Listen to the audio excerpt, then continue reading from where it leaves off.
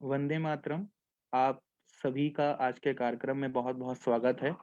गुरु घासीदास विश्वविद्यालय छात्र परिषद एवं ब्रदरहुड पैनल द्वारा यह कार्यक्रम आयोजित किया जा रहा है।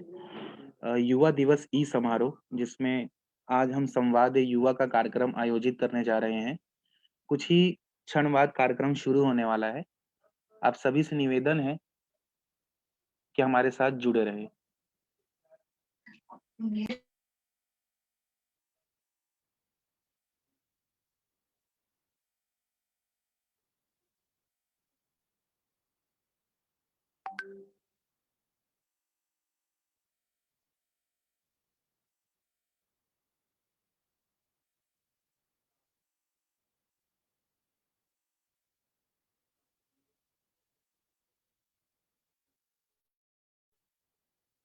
वंदे मातरम।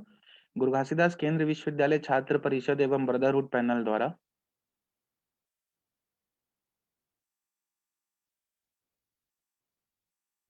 वंदे मातरम। गुरु घासीदास केंद्रीय विश्वविद्यालय छात्र परिषद एवं ब्रदरहुड पैनल द्वारा आज युवा दिवस स्वामी विवेकानंद जी की जयंती के उपलक्ष्य में युवा दिवस ई समारोह कार्यक्रम रखा गया है, जिसमें संवाद युवा कार्यक्रम आयोजित किया जा रहा है।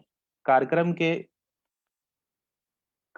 के शुरुआत में मैं आज, चूंकि 12 जनवरी है, स्वामी विवेकानंद जी की जयंती है, हमारे भारत के गौरव है, उनके बारे में कुछ जानकारी प्रदत्त करना चाहूंगा। स्वामी विवेकानंद जी, जैसे कि हम जानते हैं कि वो अद्वैत वेदांता के प्रेरक थे और स्वामी विवेकानंद जी का जन्म कोलकाता में हुआ था 12 जनवरी 1863 को। उन्होंने अपनी प्रारंभिक शिक्षा ईश्वरचंद विद्यासागर मेट्रोपॉलिटन स्कूल से ली। इसके तत्पश्चात वो प्रेसिडेंसी कॉलेज में गए। शुरुआती दिनों में वो बहुत ही तेजस्वी वक्ता हुआ करते थे। बहुत लोग ये कम जानते हैं कि उनका नाम, असली नाम नरेंद्र दत्त था। और जब वह अपनी स्कूल लाइफ में थे, तब उन्हें भारत के प्रति, भारत के इतिहास के प्रति, भारतीय संविधान के प्रति और भारत में उस समय क्योंकि ब्रिटिश शासन था, उनका उसमें रुचि वो बहुत लेते थे कि किस तरीके से भारत की आध्यात्मिक शैली है, भारत के आध्यात्मिक जो इतिहास रहा है, उनमें वो रुचि लेते थे। और उनका इसी दौरान उनके गुरु रामकृष्ण परमहंस से उनकी मुलाकात हुई और अद्वैत वेदांत के बारे में उन्हें और जानकारी प्राप्त हुई। इसके बाद उन्होंने संन्यास धर्म अपनाया और हम सब जैसे कि जानते हैं कि इसके बाद एक ऐसा ऐतिहासिक क्षण आया 11 सितंबर 1893 को, जब शिकागो में विश्व धर्म सम्मेलन में स्वामी विवेकानंद जी जाते हैं और उनके बारे में एक बहुत ही अच्छे तरीके से एक बुक लिखी गई है, the prophet of modern India, Gautam Ghosh द्वारा, जिसमें उनके इस जो उनके घटना थी, यह घटना थी, उसके बारे में बहुत ही अच्छी तरीके से वर्णन किया गया है। जिसमें ये उन्होंने कहा है कि आज के जो युवा हैं, उनके लिए भाषण देना एक सहज है, परंतु उस समय जब विश्व एक बहुत तेजी से बढ़ रहा था, विश्व की वैचारिक स्थिति बहुत तेजी से बढ़ रही थी और उस समय जब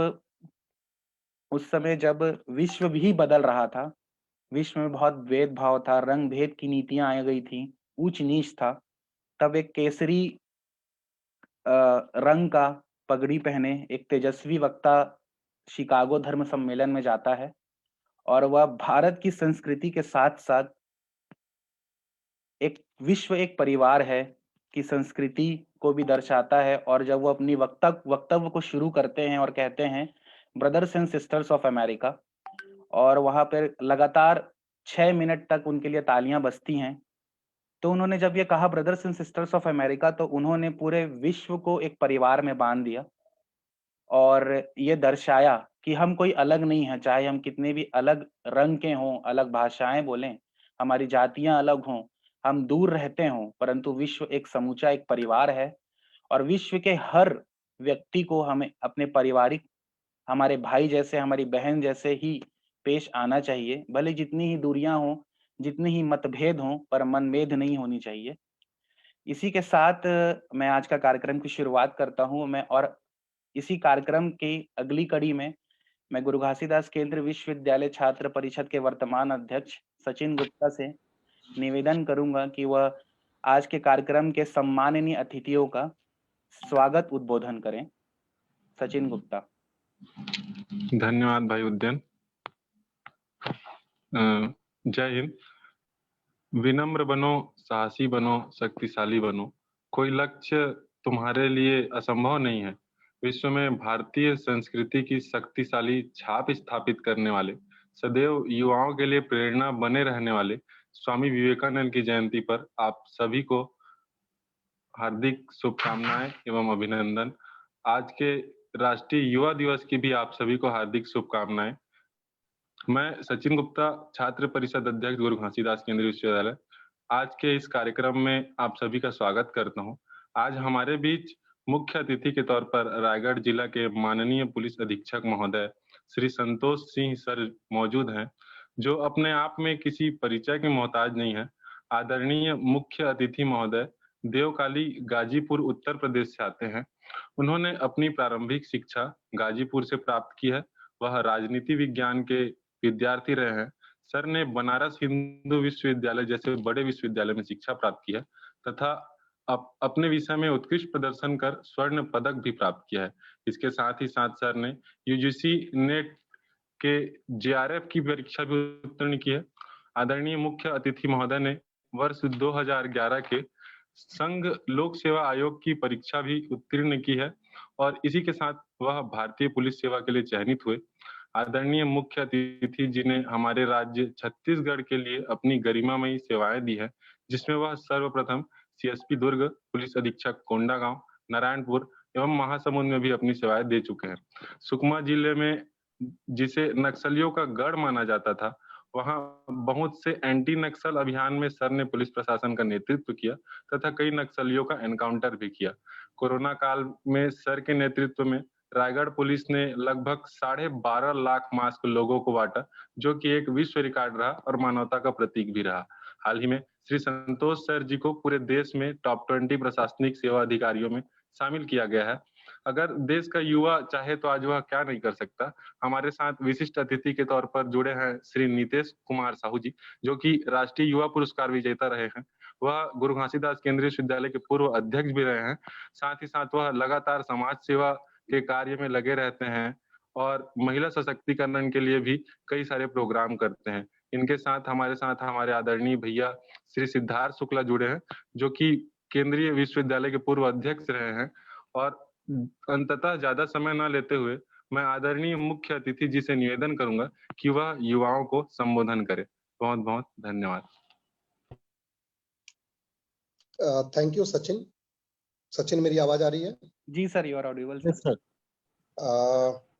आज इस युवा दिवस के इस समारोह में उपस्थित नीतीश जी, सिद्धार्थ शुक्ला जी, उदयन जी और सभी युवा साथी जो आज इस आयोजन में जुड़े हुए हैं,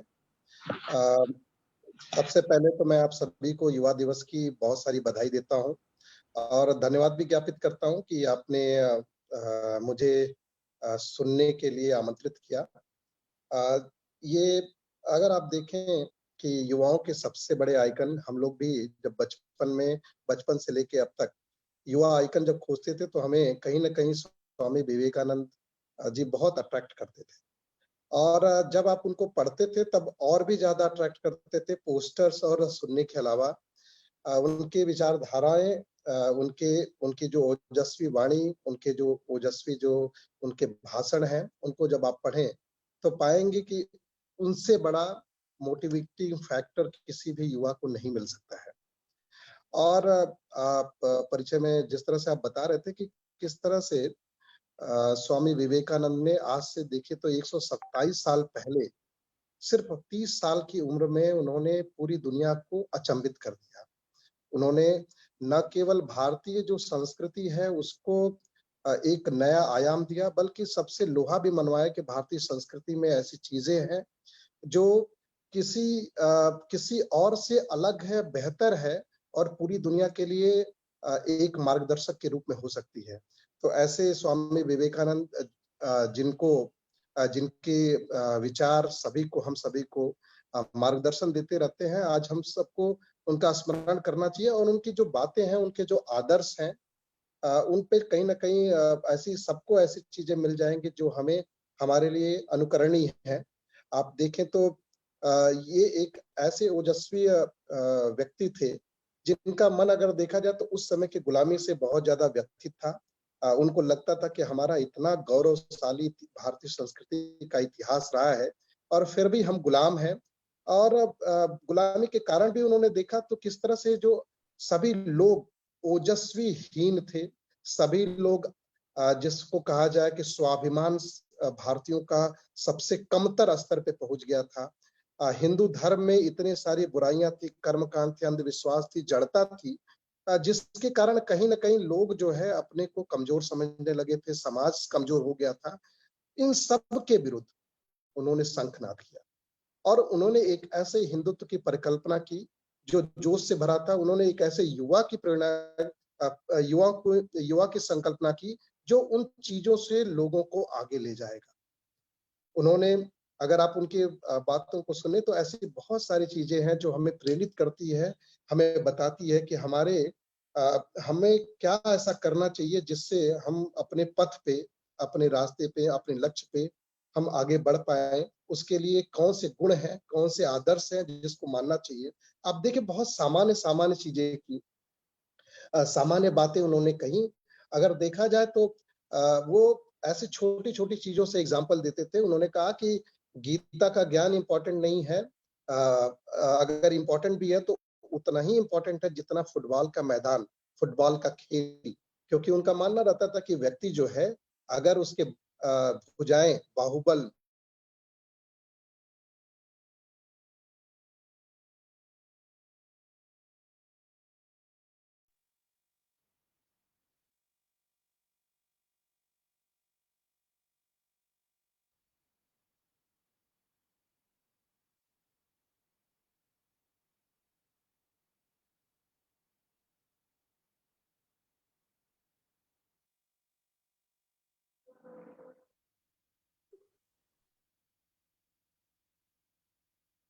अगर वो भुजाएँ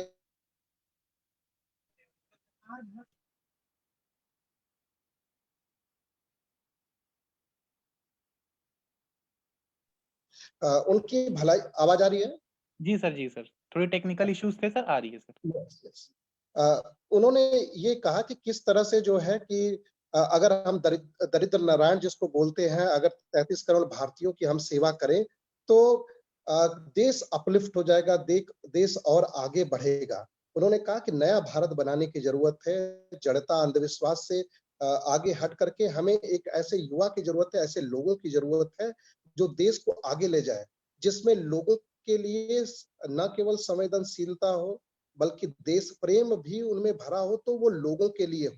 उन्होंने कहा कि नया भारत अगर हमें बनाना है तो मोची की दुकान से, भड़बूजे के भाड़ से, कारखाने से, हाट से, बाजार से, यहाँ तक कि लोगों को झाड़ियों, जंगल, पहाड़ों और पर्वतों पे रहने वाले लोगों को हर किसी को आगे आना पड़ेगा। हर व्यक्ति जो अपनी सामाजिक जिम्मेदारी समझे, देश को आगे ले जाना चाहे, उसको देश के लिए आगे आना पड़ेगा। और वो कायरता को एक सबसे बड़ा दुर्गुण मानते थे। उनका कहना था कि जो आज भी कितना प्रासंगिक है कि किसी देश का भविष्य जो है उसके युवा पे है और अगर युवा निर्बल है तो देश कभी भी प्रगति नहीं कर सकता।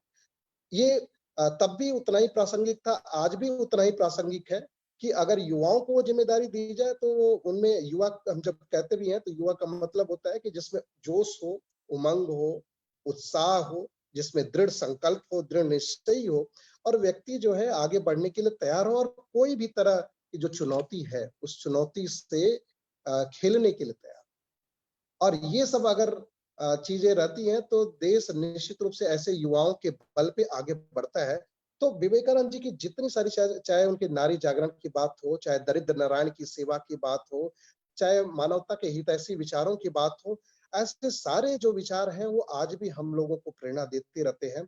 और निश्चित रूप से जब मैं उनको देखता हूँ तो हम सभी बल्कि हमेशा उनसे प्रेरित होते रहते हैं। वो मानते थे कि व्यक्ति को है समस्याओं से जूझना चाहिए। मैं युवा साथियों को हमेशा कहता हूँ कि सबके लाइफ में चैलेंजेस होते हैं और चैलेंजेस अलग अलग डिग्री के हो सकते हैं, अलग अलग मैग्नीट्यूड के हो सकते हैं, लेकिन हर व्यक्ति की समस्या जब उसकी लाइफ में आता है तो उसको लगता है कि वही सबसे बड़ा बोझ जो है उसी के ऊपर है, सबसे अधिक समस्याएं उसी के ऊपर है। समस्याओं से लड़ने की जरूरत रहती है, जूझने की जरूरत रहती है। विवेकानंद जी का एक प्रसंग मुझे याद आता है कि वो एक बार बनारस में वो कहीं एक घाट पे घूम रहे थे। अचानक बंदरों का झुंड आया और उनके पीछे उनको दौड़ाने लगा। वो भागने लगे। भागते-भागते अचानक सामने से एक वृद्ध सन्यासी जो वहाँ दिख रहा था, उस सन्यासी ने उन्हें रोका, "अरे मूर्ख, क्यों भाग रहे हो? रुको, सामना करो।" और वो जब रुक के वापस बंदरों की तरफ जब पलटे, तो बंदर फिर उनको लगा कि अब ये एग्रेसिव मोड में आ गए, तो भागना शुरू किया। और कहीं न कहीं किसी राइटिंग में भी उन्होंने लिखा है कि जब भी आपकी समस्याएँ लाइफ में आए, तो आप भागिए नहीं, कायरतापूर्ण व्यवहार मत करिए, पलटिए और सामना करिए। चुनौतियाँ सबके लाइफ में आती हैं और उन चुनौतियों से जो लड़ने का मादा रखता है, जो जूझता है, वही आगे बढ़ता है। और निश्चित रूप से अगर आप देखें कि हम चाहे अपनी लाइफ में कल बहुत सारे युवा साथी जो कॉलेज के हैं, वो अपनी लाइफ में कल कोई अधिकारी बन जाए, कोई बिज़नेसमैन बन जाए, कोई किसी कहीं और अन्य अपना जो व्यवसाय करे या कोई राजनेता बन जाए। हर व्यक्ति के लाइफ में चैलेंजेस आएँगे और उन चैलेंजेस से जैसे मैं बताऊँ कि हम लोग के पास रोज़ ऐसी-ऐसी चुनौतियाँ आती हैं, बल्कि अलग-अलग तरीके से और ऐसी चैलेंजेस आती हैं कि जिसको कई बार लगता है कि अरे कैसे होगा? लेकिन वो आत्म अनुशासन होता है, आत्मबल होता है और सबसे बड़ी बात इच्छा शक्ति होती है जिससे हम लोग जूझते हैं उस समस्याओं को और उससे आगे भी बढ़ते हैं। तो मेरा यही कहना रहता है कि जब भी आपको ज़रूरत पड़े, तो आप अपने लाइफ में समस्याओं से जूझने के लिए तैयार रहिए। और विवेकानंद जी ने कहा भी था कि उनका कहना था कि अगर व्यक्ति के जीवन में समस्याएँ ना आए, तो वो कमज़ोर होते जाता है। जितनी ज़्यादा समस्याएँ आती हैं, वो व्यक्ति उतना ही मजबूत होता है और हमें लक्ष्य के बढ़ने के लिए प्रेरणा भी देता है। उनका बहुत फ़ेमस वाक्य हर किसी ने पढ़ा सुना होगा, मैं तो उसको अपने स्टडी टेबल पे कॉलेज के समय लिख के रखता था कि उत्तिष्ठ जागृत प्राप्य वरान्य बोधत। उठो, जागो और तब तक न रुको जब तक मंजिल प्राप्त न हो। लेकिन साथियों कई बार ये ज़रूरी रहता है कि हमारी जो लाइफ में मंजिल रहती है, उस मंजिल को हम पाने के लिए क्या करते हैं? मुझे सचिन बता रहे थे कि सर अगर युवा साथियों से आप बात कर पाएँ कि आपने कैसे अपने लाइफ में सक्सेस पाई, तो निश्चित रूप से मैं उसके बारे में बात करूँगा। देखिए लाइफ में हमेशा ये रहता है कि आप कितने अनुशासित रहते हैं और वो अनुशासन सिर्फ व्यक्तिगत अनुशासन ही नहीं होता बल्कि सामाजिक जीवन में भी एक अनुशासन की हमेशा ज़रूरत होती है। हम सामान्य रूप से कहिए आप सड़क पे चल रहे हो और आपको लगता है कि आज आप बहुत अच्छे मूड में हैं और आज आप मस्ती के मूड में हो। तो क्यों ना आज अपनी जो बाइक है हम उसको थोड़ा हवाई जहाज की तरह बना दें। तो उसको 100 पे लेके हम चल दिए रोड पे। लेकिन आप सोचिए जब आपका व्यक्तिगत अनुशासन तो आपने तोड़ा ही, लेकिन अब जब सामाजिक दायरे में आप आए जहाँ आपको बिहेव समाज के अनुसार करना चाहिए था, सड़क एक पब्लिक जगह है। लेकिन आपने उस अनुशासन को तोड़ा तो न केवल आपने अपने लिए, बल्कि न जाने कितने लोगों के लिए आप अपनी गैर जिम्मेदार ड्राइविंग से उनको खतरा पहुँचा सकते हैं। आप अपने को भी नुकसान पहुँचाएँगे, उनको भी नुकसान पहुँचाएँगे। तो व्यक्ति का मन जब आपका जो मन करे वैसा आप नहीं कर सकते। वो भी तब अगर आप किसी लक्ष्य को आपने निर्धारित किया है और उसकी वो डिमांडिंग है जिसके लिए आपको मेहनत करने की आवश्यकता है, तो आपको अपने को अनुशासित करना चाहिए। और प्रकृति में देखिए कि प्रकृति किस तरह से अनुशासित तरीके से चलती है। रोज़ सूरज जो है टाइमली सूरज निकलता है, अस्त होता है, चाँद निकलता है, अस्त होता है, दिन होता है, रात होती है। प्रकृति से भी हम सीखें तो अगर मिनिमम अनुशासन जीवन में ना हो, तो मैं बता रहा हूँ कि सफलताएँ प्राप्त करना बहुत ही मुश्किल होता है। मैं जब अपने से पहले स्कूल में था मैं नवोदय विद्यालय में पढ़ता था, बहुत ही सामान्य परिवार से हूँ मैं और नवोदय आपको मालूम है एक ऐसी स्कीम है जिसमें मेरिट बेस्ड सिलेक्शन होते हैं और आपको हॉस्टल लाइफ में रखते हैं। हम लोग बचपन से ही हम लोग जब हॉस्टल में रहते थे, तो हमारे टीचर आते थे और 6 बजे हमें जगाते थे। और 6 बजे से जो हमारा दिनचर्या शुरू होता था, बहुत ही अनुशासित दिनचर्या होता था। अब किसको अच्छा लगता है कि सुबह वो 6 बजे जगे और सब कुछ टाइम के हिसाब से करते हैं। लेकिन उसको करने से निश्चित रूप से लाइफ में आप एक जो वो अनुशासन सीखते हैं वो हमेशा काम आता है।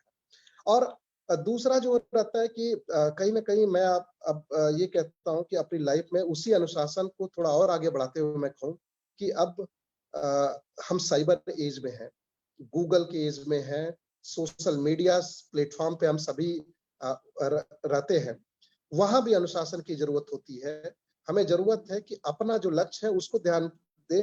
अगर हम सोशल मीडिया पे ही बिज़ी रहेंगे, अपने समय किल करेंगे, टाइम किल करेंगे, समय का महत्व नहीं समझेंगे, अननेसेसरी सारी चीज़ों में एंगेज रहेंगे, तो कहीं न कहीं वो भी हमारे सफलता के लिए बाधक बनता है।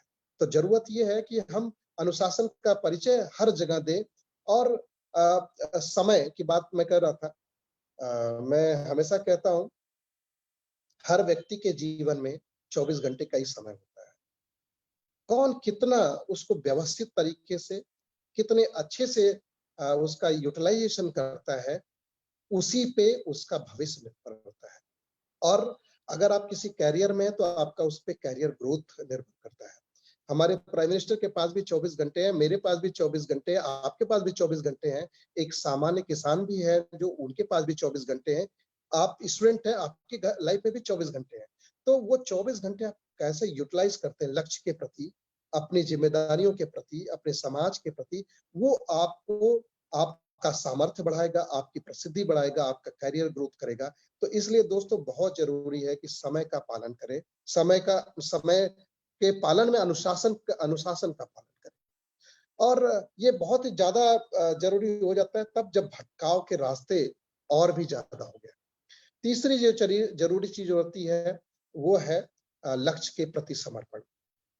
स्वामी विवेकानंद पे ही मैं आपको एक और उनकी कहानी सुनाऊँगा। एक बार स्वामी विवेकानंद के पास एक व्यक्ति आया, उसने बोला कि स्वामी जी, मैं तो बहुत मेहनत करता हूँ लेकिन मुझे सफलता नहीं मिलती, मुझे कहाँ कमी रह जाती है?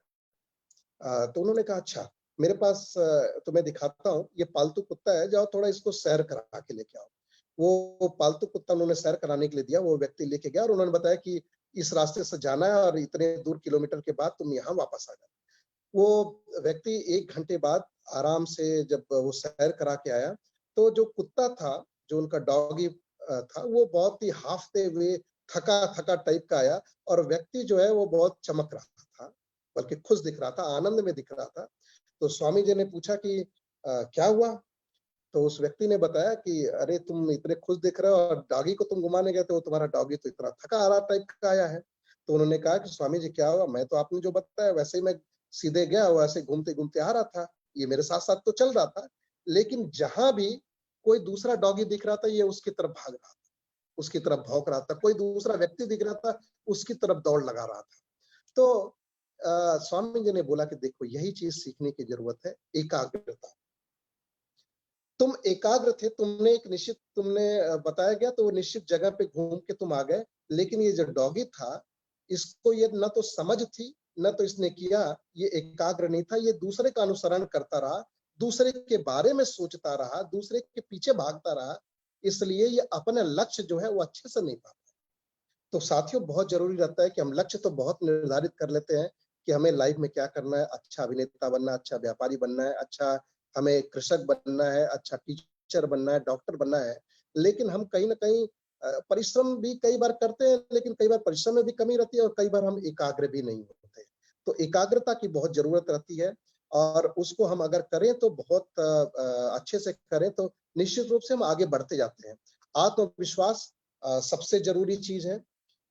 मैं आपको बताऊँ, मैं बचपन में मेरी अंग्रेजी बड़ी कमज़ोर थी और सरकारी स्कूल में जब हम पढ़ते थे तो सरकारी स्कूल में अंग्रेजी हमारे 6, 7, 8 में, नवोदय में हमें उस समय नहीं पढ़ाई जाती थी। तो एक बार क्या हुआ कि अंग्रेजी को लेके मुझे बहुत ज़्यादा इन्फीरियॉरिटी कॉम्प्लेक्स था। मुझे याद है 97 की बात है और उस समय आज़ादी के हमारे 50 साल हुए थे, तो उसमें जिला स्तर पे एक कॉम्पिटिशन रखा गया जिसका टॉपिक रखा गया था कि 50 इयर्स ऑफ इंडिपेंडेंस इज बून और बैड। 50 साल आज़ादी के अच्छे रहे या बुरे रहे।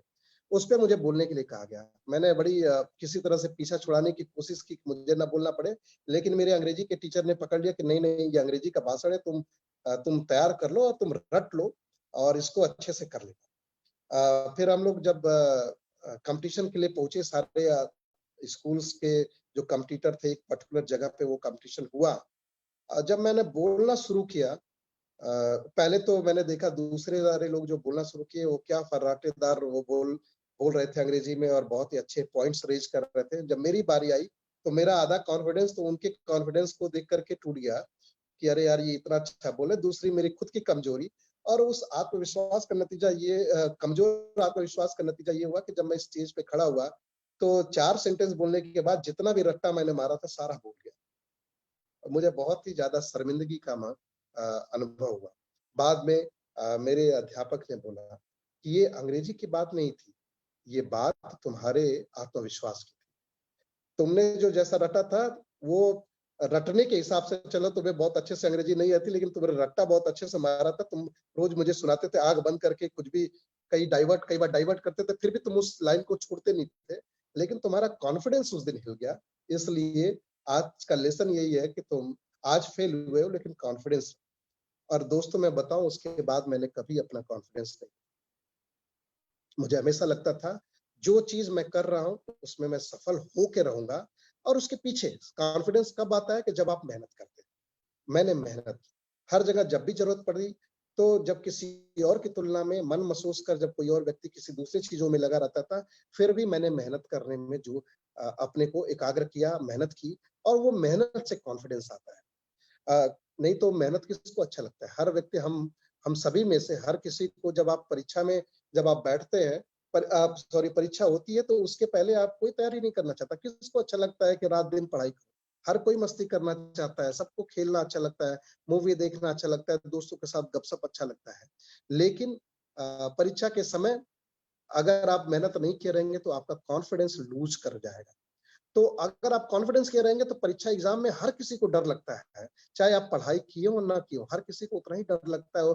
लेकिन अगर आप पढ़े हुए हो, आपको कॉन्फिडेंस है, तो जब पेपर आप देखना शुरू करते हैं तो आप उसको सॉल्यूशंस आपके आते हैं। तो जरूरत है कि एक आत्मविश्वास बनाए रखा जाए। सकारात्मकता एक दूसरी ऐसी क्वालिटी है जो आपको हमेशा एनर्जी से भर सकती है। और युवा साथियों, इसकी सबसे अधिक जरूरत है आज के समय में। इतने सारे नेगेटिव एनवायरनमेंट रहते हैं, कंपटीशन इतने हाई होते हैं। आप जब लाइफ के क्रूर रियलिटीज को जब आप फेस करते हैं तो आप पाते हैं अपने को कहीं ना कहीं कमजोर पाते हैं। उस समय सकारात्मकता की बहुत जरूरत होती है। पॉजिटिव थॉट आपको जहां से मिले बटोरना चाहिए।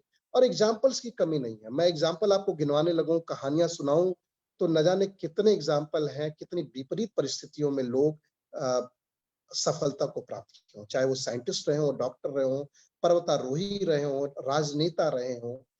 ऐसे लोगों की कमी नहीं है कि जिनके पास कुछ भी नहीं हो और वो आगे बढ़े हो। मैं तो अभी देख रहा था कि कुछ समय पहले एक सिविल सर्विस में अभी सिलेक्शन हुआ है, जो कैंडिडेट जो थी वो पूरी तरह से ब्लाइंड थी। ये पहली बार नहीं हुआ, पहले भी हुआ है। अब सोचिए कितना बड़ा हैंडीकैप है उनके पास।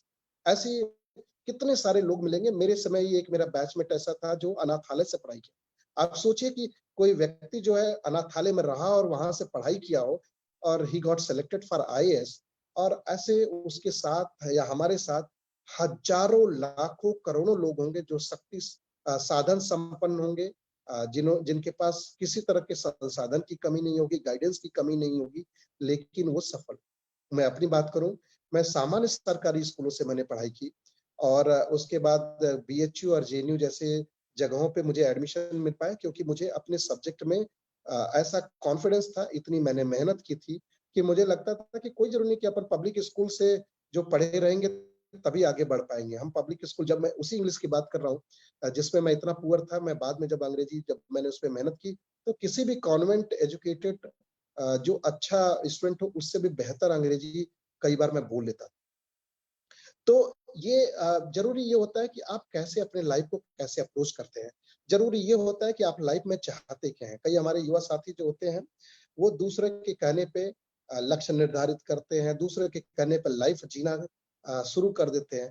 दोस्तों, आप वही करिए जो आप करना चाहते हैं, क्योंकि आप जो करेंगे उसमें आप अपना 100% दे पाएंगे। मैंने जब मेरा इंटरमीडिएट साइंस था, जब मैंने उसके बाद पॉलिटिकल साइंस ग्रेजुएशन करना चाहा तो मेरे सारे दोस्तों ने, सारे अध्यापक जो मुझे जानते थे कि ये तो पढ़ने में अच्छा है, लेकिन ये पागल हो गया है। कई बार कहते हैं ना, आर्ट्स के स्टूडेंट जो है, जिसको कुछ भी नहीं आता वो आर्ट्स सब्जेक्ट लेता है या कमजोर होता है, मतलब ये धारणा रहती है।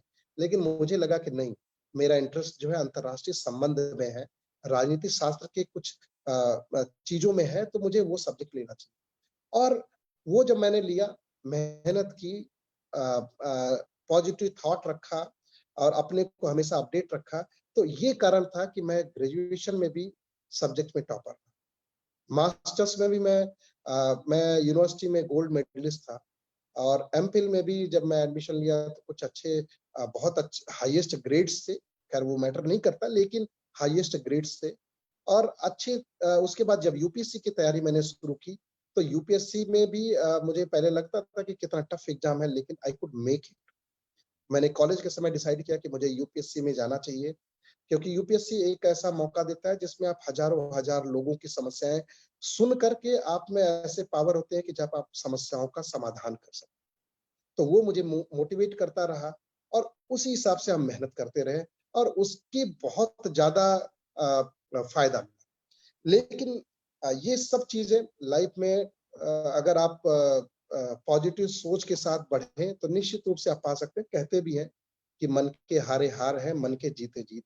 अगर आप मन से मजबूत हैं, मन से आप अपने को आत्मविश्वास से भरे हैं, मेहनत कर रहे हैं, तो आप सफलता को पा सकते हैं।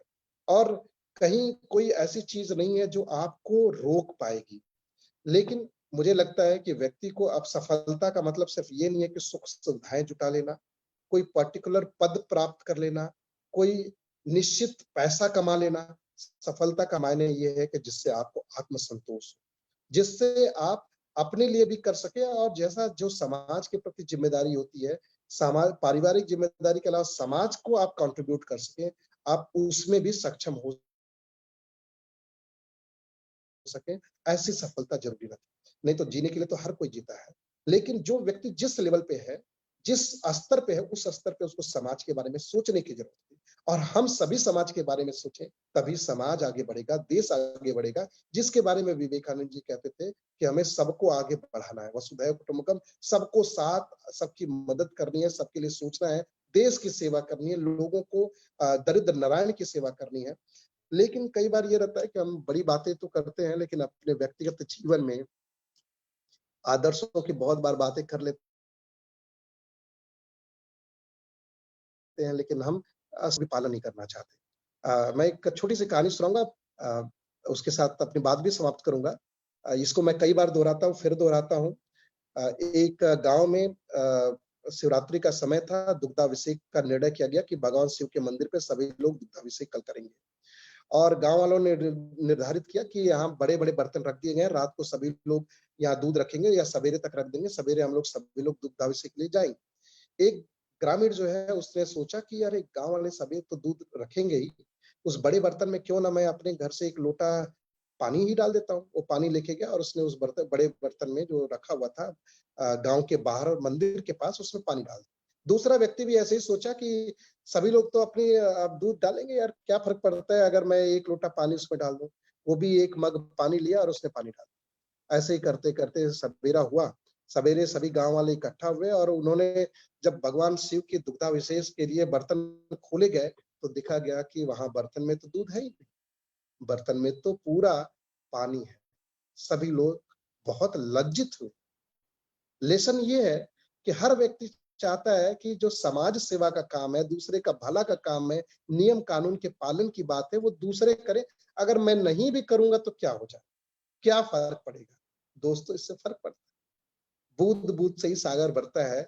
और ये जो नागरिक बोध है, अगर हमारे अंदर ना हो, सामाजिक बोध ना हो, हमारे कर्तव्य जो हमारे लोगों के प्रति, समाज के प्रति, अपने प्रति, परिवार के प्रति अगर हम पालन ना करें, तो व्यक्ति अगर ऐसा ना करेगा तो समाज आगे बढ़ेगा। मैं एग्जांपल दे रहा था कि रोड पे अगर हर व्यक्ति स्वच्छंद होके घूमेगा, ट्रैफिक नियमों का पालन नहीं करेगा, तो रोड पे रोड नहीं रहेगा, वो कायोस होगा, अराजकता होगी, लोग मरेंगे उस रोड पे और कोई भी उस रोड पे चल नहीं पाएगा। तो सामाजिक व्यवस्था का पालन हमें करना चाहिए। अपने जो मूल्य हैं, नैतिक मूल्य हैं, कहीं न कहीं कम ज़्यादा हर किसी को जैसे भी मौका मिले उसको पालन करना बहुत ज़्यादा ज़रूरी है। अधिकार के साथ कर्तव्य उतने ही इम्पोर्टेंट है। और कोविड हम लोग को ये सिखा भी गया कि सबकी सामूहिक ज़िम्मेदारी से हम लोग बड़े-बड़े चैलेंज भी पूरा कर सकते हैं। कोविड हमें सिखा गया कि व्यक्ति जो है कितना भी कहे कि हम बिज़ी हैं लेकिन वो अपनी लाइफ़ में उसको बहुत सारी ऐसी चीज़ें हैं जो उसको पालन करना चाहिए। कोविड ऐसा सिखा गया कि अगर सामाजिक ज़िम्मेदारी से सभी लोग लड़े, तो बड़ी-बड़ी महामारियाँ से भी लड़ा जा सकता है। तो ज़रूरत है कि सभी अपने कर्तव्यों का पालन करें, सभी नियमों का पालन करें। स्वामी विवेकानंद के आदर्श इन्हीं चीज़ों को लेकर के थे कि व्यक्ति जो है समाज के बारे में सोचे, व्यक्ति अपने नैतिक मूल्यों का विकास करे, व्यक्ति अपने सामाजिक मूल्यों का विकास करे, व्यक्ति अपने आध्यात्मिक मूल्यों का विकास करे और युवाओं को और भी ज़्यादा ज़रूरत रहती है। युवाओं तो ऐसा हम सभी भारत सबसे युवाओं का देश है। देखा जाए तो हमारी जो एवरेज एज जो है दुनिया में सबसे कम है, सिर्फ 29 साल मतलब 29 साल के ऊपर मीडियन एज है मतलब सबसे अधिक युवाओं का देश है और आखिर हम युवा अगर चीज़ों को ठान लें, इन आदर्शों का पालन करें, अपने व्यक्तिगत ज़िम्मेदारी का पालन करें, तो निश्चित रूप से समाज, देश को हम लोग बहुत आगे ले जा सकते हैं। नकारात्मकता हर जगह भरी है, नकारात्मकता की कमी नहीं है। देश में सिस्टम को हम सभी गाली दे सकते हैं। हम बोल सकते हैं कि इनकम टैक्स ऑफिसर जो है बहुत बेईमान है। पुलिस वाले साले चोर हैं। राजनेता अच्छे नहीं हैं। मी मीडिया ऐसे करती है। लेकिन हम व्यक्तिगत जीवन में खुद क्या करते हैं ये इम्पोर्टेंट है। अगर आप छात्र हैं साथी, अगर आप पढ़ाई नहीं करते हैं, तो आप अपने को धोखा देते हैं। वो समाज को धोखा देते हैं, देश के पैसे को आप बर्बाद करते हैं, जो स्कूल कॉलेजेस पे खर्च होता है। एक अध्यापक अगर अच्छे से पढ़ाई नहीं वो क्लासेस नहीं लेता है, तो वो भी उतना ही बड़ा करप्शन है, जितना रोड पे एक पुलिस कांस्टेबल किसी नियम को के बदले पालन कराने के बजाय उस आदमी से रिश्वत ले। सरकारी बाबू किसी ऑफिस में पैसे ले। तो दूसरों की बात करना बहुत आसान है, लेकिन जब हम अपने नैतिक मूल्यों को, अपनी ज़िम्मेदारियों को अच्छे से करें, तो निश्चित रूप से हम अपना तो सब कुछ अच्छा करेंगे ही और समाज का भी भला करेंगे, देश का भी भला करेंगे। और जिन बातों की मैं बात कर रहा था एक एग्ज़ाम्पल की कमी नहीं है। मैं अपना एग्ज़ाम्पल भी आपको बताया कि किस तरह से सामान्य स्कूल से सामान्य परिवेश से आगे बढ़ कर के मेरे पिताजी बहुत सामान्य परिवार से आते हैं जो एक प्रेस रिपोर्टर हैं और छोटी जगह से मैं आता हूँ। लेकिन मुझे कभी इस तरह से नहीं लगा कि हम अपनी लाइफ़ में आगे नहीं बढ़ सकते। हमेशा लगा कि अगर हम मेहनत करें, आत्मविश्वास रखें, तो ऐसी कोई चीज़ नहीं है जिसको हम पा नहीं सकते। और यही चीज़ मैं आप सबको दोहराते हुए अपनी बात समाप्त करूँगा कि अपनी लाइफ़ में आगे बढ़िए, ढेर सारी शुभकामनाएँ युवा दिवस पे जो स्वामी विवेकानंद जिनकी आज जयंती है, उनके ऐसे ऐसे आदर्श हैं, ऐसे उनके विचार हैं, उन विचारों को अगर हम थोड़ा भी अपनाएँ तो अपनी लाइफ में हम बेहतर कर पाएँगे। अपने को और समाज को एक बल्कि समाज को कहा जाए, समाज को एक अच्छी दिशा दे पाएँगे और हम सभी युवा साथी ठान लें, तो निश्चित रूप से हम हर जगह पॉजिटिव तरीके से आगे बढ़े तो चीज़ें बेहतर हो पाएँगी। Thank you very much. बहुत-बहुत धन्यवाद सर आपका। जिस तरीके से आज आदरणीय पुलिस अधीक्षक महोदय आज के हमारे जो मुख्य अतिथि हैं, हमें हतोत्साहित किया है, हमारा मार्ग प्रशस्त किया है। अपनी जीवन शैली के साथ-साथ उन्होंने अपनी बारे में बात बताई, स्वामी विवेकानंद जी के भी बारे में बात बताई। कुछ कहानियों के द्वारा भी उन्होंने हमें जीवन की जो सीख दी है, वो हम आशा करते हैं कि हम हमारे साथ युवा आपकी दी हुई सीख को अपने जीवन में आत्मसात करेंगे। और आप हमारे लिए एक इंस्पिरेशन हैं सर और आपने आज हमें बहुत अपने बिज़ी शेड्यूल से हमें समय दिया, उसके लिए बहुत-बहुत धन्यवाद सर। हमें पता है कि आप बिज़ी बहुत शेड्यूल है, अभी आपको आगे भी आपको बहुत कार्यक्रम में जाना है। बहुत-बहुत धन्यवाद सर आपका कि आपने अपनी अपनी जीवन परिचय से ही हमें बता दिया कि एक सामान्य परिवार से अगर आप सपने देखते हैं, तो सपने के लिए मेहनत भी करिए, अपने जीवन में डिसिप्लिन भी लाइए और अगर आपको कुछ जीवन में करना है, अगर आपने ठान लिया है, तो आज आज आपने जो हमें सीख दी है, वो हमारे लिए बहुत ही मूल्यवान है और हम यही पता लगाते हैं कि अगर मान लो तो हार है और ठान लो तो जीत है। बहुत-बहुत धन्यवाद सर आपका हमारे साथ जुड़ने के लिए। कार्यक्रम की इसी कड़ी में मैं अब हमारे विशिष्ट अतिथि प्रोग्राम के आदरणीय नितेश साहू जी के बारे में कुछ कहना चाहूँगा। नितेश साहू जी, आप लोरमी से आते हैं, आप गाँव से आते हैं और आपने गुरु घासीदास केंद्रीय विश्वविद्यालय में पॉलिटिकल साइंस में आपने स्नातक किया है और आप हमारे पैनल के संस्थापक सदस्य भी रहे हैं, गुरु घासीदास केंद्रीय विश्वविद्यालय छात्र परिषद के अध्यक्ष भी रहे हैं। बहुत नीचे से शुरुआत करते हुए आपने सामाजिक कल्याण के जो कार्य शुरू किए थे, हमने भी उसे देखा है और डेहरी युवा केंद्र संगठन के साथ जुड़कर आपने बहुत से कीर्तिमान रचे हैं और हाल ही में आपको राष्ट्रीय युवा पुरस्कार से सम्मानित किया गया है। इसलिए हम आज के विशिष्ट अतिथि आदरणीय नितेश साहू जी को बुलाना चाहेंगे, राष्ट्रीय पुरस्कार विजेता, कि वो युवाओं को संबोधित करें। आदरणीय नितेश साहू जी। थैंक यू उद्यन जी। सबसे पहले मैं कार्यक्रम के मुख्य अतिथि माननीय एसपी सर को सादर प्रणाम करता हूं। साथ ही साथ मेरे साथी श्री सिद्धार्थ शुक्ला जी, उद्यन शर्मा जी, छात्र परिषद के अध्यक्ष श्री सचिन गुप्ता जी, शिवम मिश्रा जी एवं अविरल सहित सभी साथियों का भी मैं उपस्थित सभी साथियों का स्वागत अभिनंदन करता हूं। दोस्तों, आज का दिन बहुत ही हमारे लिए महत्वपूर्ण है। आज के दिन को राष्ट्रीय युवा दिवस के रूप में भारत सरकार मनाती है और जैसे कि आप सभी को पता है कि जो हमारा जो देश है युवाओं का देश है और पूरे विश्व में सबसे ज़्यादा जो युवा आबादी है वो भारत की है और आने वाले 20 साल तक की भी आबादी भारत के पास ही रहेगा। लेकिन दोस्तों, बोलते हैं ना कि हमारे जो देश की जो खूबसूरती है वो युवा है और युवाओं पे ही सब जिम्मेदारी रहती है देश का, क्योंकि युवाओं के ऊपर बुजुर्गों का भी भार रहता है, बच्चों का भी भार रहता है और महिलाओं की भार रहता है। और जो वर्तमान जो परिदृश्य है, जिस हिसाब से हमारे जो देश है दुनिया के साथ हमारे देश से उम्मीदें कर रहा है, उसमें हमें उसके हिसाब से तैयार होना पड़ेगा। क्योंकि हम लोग केंद्रीय विश्वविद्यालय केंद्रीय संस्थान से जुड़े हुए हैं और हम देखते हैं कि एजुकेशन की जो खूबसूरती है, लेकिन जो हमारे एजुकेशन के सिस्टम के साथ साथ जो डिफेक्ट है जिससे हम लड़ते हैं, जिससे हम जूझते हैं और उस इन्वायरमेंट में रहते हुए हम अपने नैतिक जिम्मेदारी को निर्वहन करते हैं, साथ ही साथ देश समाज के लिए कुछ सोचते हैं और अपने हम जो उद्देश्य सोचे रहते हैं उसको पाने के लिए हम लोग मेहनत करते हैं। तो उस परिस्थिति में हमारे बहुत सारे जो साथी हैं सक्सेस होते हैं। जैसे सर ने बताया कि हमारे जीवन में आत्मविश्वास होना जरूरी है, डिसिप्लिन होना जरूरी है। तो एक जो मापदंड है सफलता के, जिसके लिए हमें जो मेहनत करनी चाहिए, जो हम मेहनत करते हैं उसमें अपन निरंतर लगे रहते हैं तो निश्चित ही हम सफल होते हैं। ये सर ने बहुत अच्छे तरीके से हमको बताया।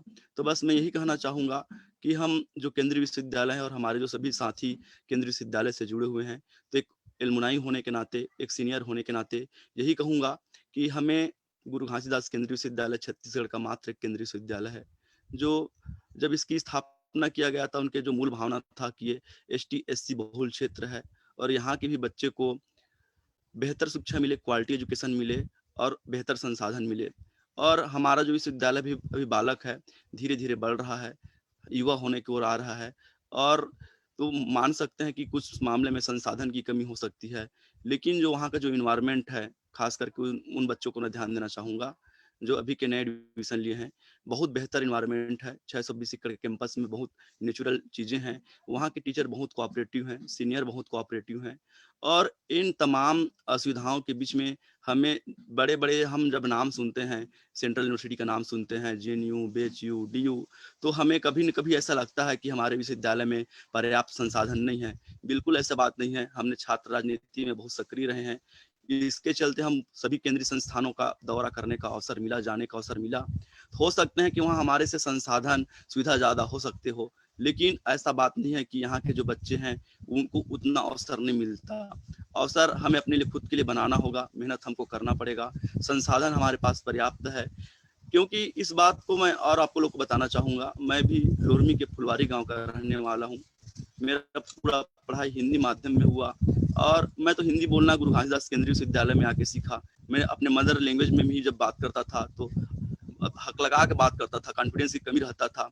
आज मैं जो आप लोग मैं बात कर पा रहा हूँ, आप लोग से चर्चा कर पा रहा हूँ, तो वो एक विश्वविद्यालय का ही देन है, वहाँ का इन्वायरमेंट का देन है, वहाँ के टीचरों का देन है और आप सभी साथियों का सपोर्ट का देन है, जहाँ मेरे जैसे युवाओं को भी आप लोग का नेतृत्व करने को अवसर मिला, आपके बेहतरीन के लिए काम करने का अवसर मिला और वहाँ के जो कार्य है, उस कार्य के आधार पर मुझे राष्ट्रीय स्तर पर युवा पुरस्कार जैसे सम्मान से सम्मानित किया जाता है और ये कार्यक्रम निश्चित निरंतर चलते रहा है और मैं यही प्रेरणा रहेगा कि आज जो विश्वविद्यालय ने मुझे नाम दिया है, सम्मान दिया है, पहचान दिया है और आप लोगों ने जो हमेशा जो मेरा साथ मिला है, तो इसके प्रति मैं आजीवन ऋणी हूँ और इस ऋण का चुकाने का एक ही माध्यम है कि अपने विवेक के अनुसार, अपनी क्षमता के अनुसार समाज के लिए कुछ कंट्रीब्यूट करते रहूं और समय की गरिमा को ध्यान रखते हुए मैं इन्हीं शब्दों के साथ अपना बात समाप्त करता हूं। धन्यवाद।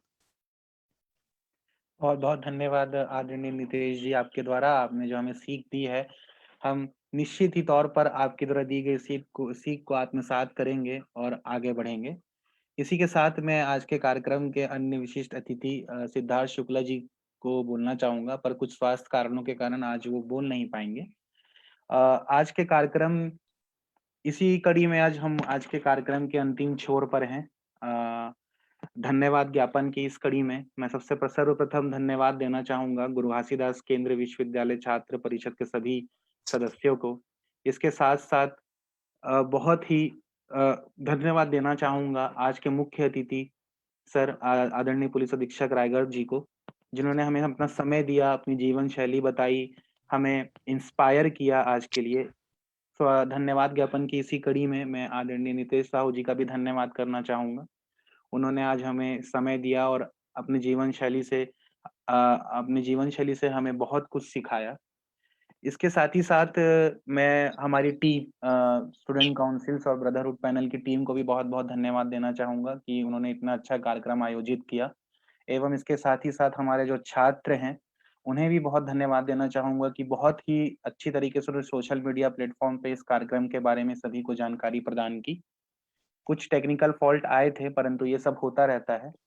और आज मैं ये कहना चाहूंगा कि स्वामी विवेकानंद जी ने जो सपना देखा था युवाओं के लिए कि उनका जो देश है, उसका युवा एक कैसा होगा, अभी भी बहुत बाधाएं पार करनी है, अभी भी बहुत चुनौती हमें पार करनी है।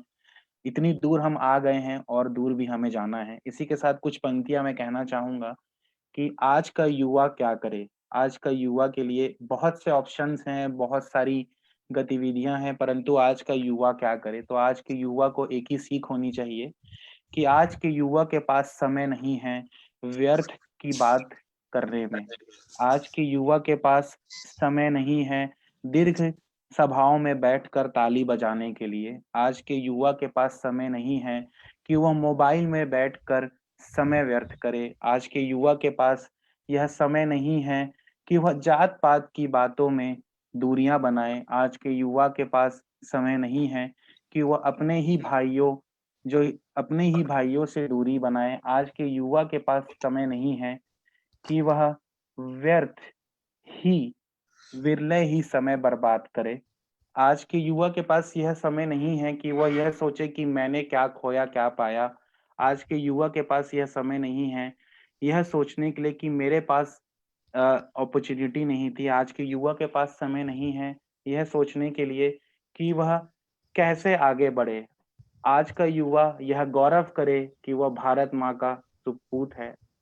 आज का युवा यह गौरव करे कि उसके नाम के बाद भारतीय होगा। आज का युवा यह गौरव करे कि वह एक ऐसे देश का नागरिक है जिसने इस विश्व को एक पहचान दिलाई है और आज का युवा अपने कार्यों से जम्बू द्वीप का नाम पूरे विश्व में उद्घोषित करे। इसी के साथ आज के कार्यक्रम से जुड़ने के लिए आपका बहुत-बहुत धन्यवाद। वंदे मातरम, जय हिंद, जय छत्तीसगढ़।